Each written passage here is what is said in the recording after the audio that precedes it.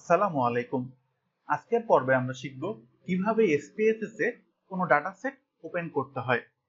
এজন্য এসপিএসএস চালু করার পরে মেনু বার থেকে ফাইলে গিয়ে ওপেন, এরপরে ডাটাতে গিয়ে আমাদের যে ফোল্ডারে ডাটা সেটটি রয়েছে সেখানে যেতে হবে। আমাদের ডাটা সেটটি লোকাল ডিস্ক দিতে আছে।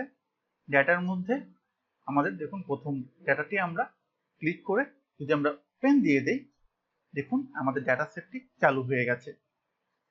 এছাড়াও আমরা সরাসরি ওই ডাটা সেটের উপর ডাবল ক্লিক করেও ডাটা সেটটি ওপেন করতে পারি। এই জন্য ডাটা সেটের গিয়ে ধরুন আমরা এই ফাইলটাকে ওপেন করতে যাচ্ছি, এটার উপর ডাবল ক্লিক করলেই আমাদের দেখুন ডাটা সেটটি ওপেন হয়ে গেছে। ধন্যবাদ সবাইকে।